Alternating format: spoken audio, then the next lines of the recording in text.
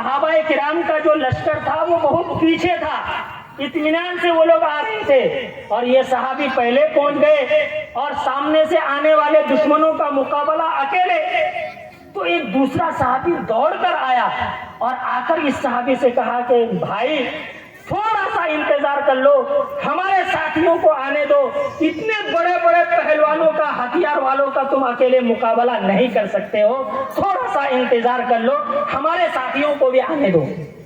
حدیث میں لکھا ہے میرے محترم بزرگوں دوستو، اس صحابی نے دوسرے صحابی کو کہا کہ میں تجھے خدا کی قسم دے کر کہتا ہوں کہ میرے اور جنت کے درمیان تم حائل مت ہو، میں جنت کو اپنی آنکھوں سے دیکھ رہا ہوں، مجھے جنت میں جانے سے مت روکو، اور میں تجھے خدا کی قسم دے کر کہتا ہوں کہ میرے راستے سے ہٹ جاؤ۔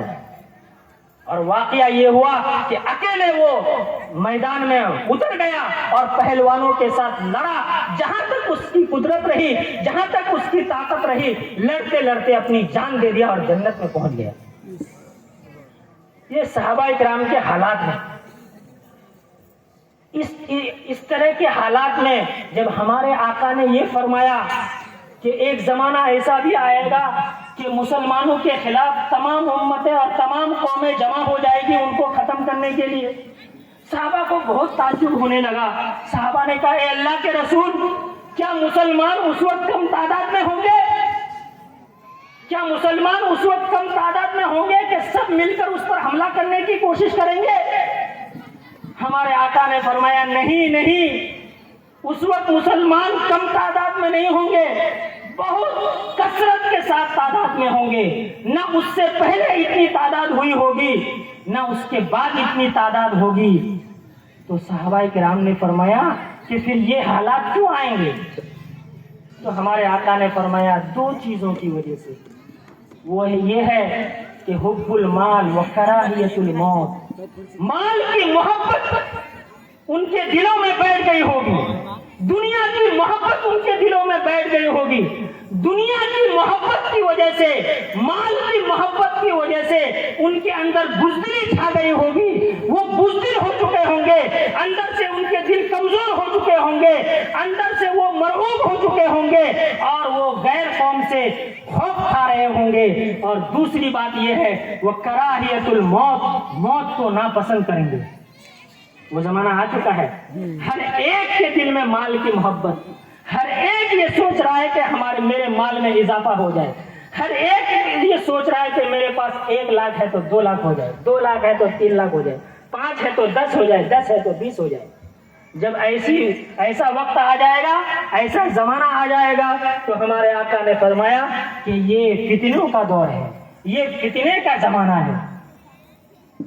ایسے ہی موقع کے لیے ہمارے آقا نے فرمایا علیکم، اللہ تعالیٰ نے فرمایا علیکم انفسکم، جب ایسے مواقع آ جائیں، جب ایسا زمانہ آ جائے تو بھائی اپنے آپ کو سدھارنا، علیکم انفسکم، اپنے آپ کی حفاظت کرنا، دوسری کا گمراہ ہونا تم کو نقصان نہیں پہنچائے گا، قرآن کہتا ہے۔ صحابہ نے فرمایا اے اللہ کے رسول، اس آیت میں تو یہ کہا گیا ہے کہ صرف اپنے آپ کی ذمہ داری ہے حفاظت کرنے کی، ایمان بچانے کی، حالانکہ قرآن کریم کہتا ہے کہ دوسرے کو امر بالمعروف کرو، نہی عن المنکر کرو، ہزاروں آیتیں، ہزاروں حدیثوں میں اس بات کا حکم ہے کہ دوسروں کو امر بالمعروف کرنا ہے، نہی عن المنکر کرنا ہے۔ تو ہمارے آقا نے جواب دیا یاد رکھو کہ یہ آیت اس وقت کے لیے ہے کہ جب 4 چیزیں انسان کے اندر آ جائے، اور جب 4 چیزیں دنیا میں عام ہو جائے، اور جب 4 چیزیں لوگوں میں موجود ہو جائے، تو سمجھ لینا اس آیت پر عمل کرنے کا وقت آ چکا ہے۔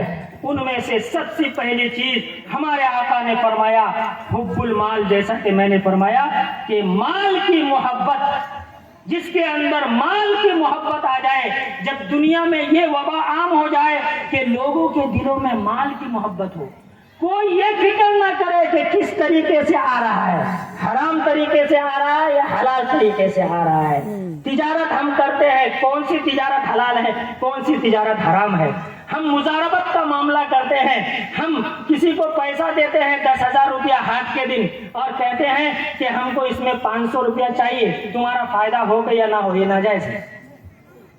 کتنے سارے لوگ کرتے ہیں یہ، ہاں اس کا طریقہ صحیح طریقہ ہے کہ ہم پیسہ دیتے ہیں تم کو 10,000، میرا پیسہ رہے گا، تمہاری محنت رہے گی، اور اس میں سے جو فائدہ ہوگا فائدے میں بھی برابر حصہ، گھاٹے میں بھی برابر حصہ۔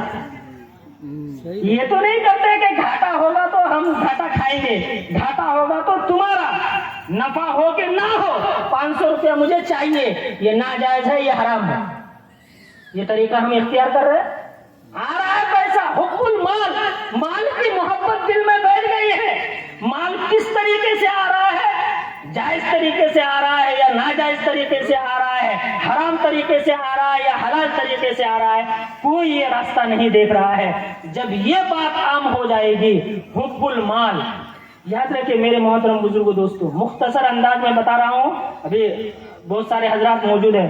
ہمارے آقا نے فرمایا من اکل طیبا، جو آدمی حلال کھائے گا، وہ عمل صالحا، اور نیک عمل کر لے گا، وہ امن الناس بوائقہ، اور لوگ اس کی تکلیف سے محفوظ رہیں گے، لوگوں کو تکلیف نہیں پہنچائے گا، ہمارے آقا نے فرمایا دخل الجنہ، وہ آدمی سیدھا جنت میں چلا جائے۔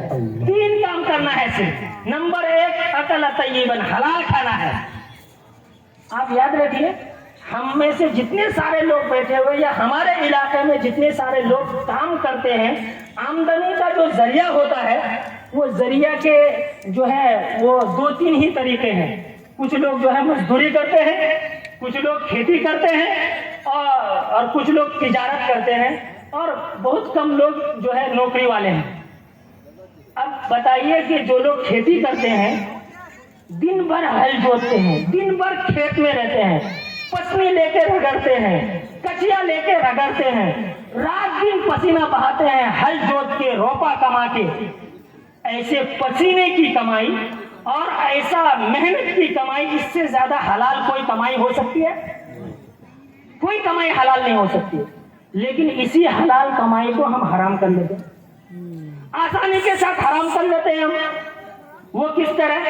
ہم نے مکئی لگایا، ہمارے بازو والے نے بھی مکئی لگایا، ہم کو مکئی تیار ہو گیا، اب کبھی مکئی جو ہے بھون کے کھانے کا شوق ہوتا ہے، تو جب ہم کھیت میں جاتے ہیں تو اپنے کھیت کا مکئی نہیں توڑتے ہیں، وہ پڑوس والے کا مکئی توڑ کے لے کے آ جاتے ہیں۔ ہم تو پڑوس والے کا مکئی توڑ کے لائے، اب جب ہمارے پڑوس والے کو کبھی کھانے کا من جاتا ہے نا، تو وہ جاتا ہے اور ایسے موقع پہ جاتا ہے کہ جس وقت آپ نہیں جاتے ہیں، پھر وہ اپنے کھیت کا نہیں توڑتا، وہ آپ کے کھیت کا توڑ کے لے کے آتا ہے۔ وہ بھی حرام کھایا، ہم بھی حرام کھائے۔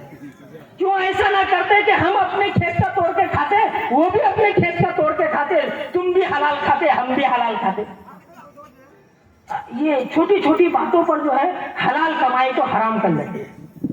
دن بھر سبزی بیچتے ہیں، دن بھر دکان میں کھڑے کھڑے دکان بیچتے ہیں، کیا ضرورت ہے ہم کو جھوٹ بول کر اپنے مال کو خراب کرنے کی؟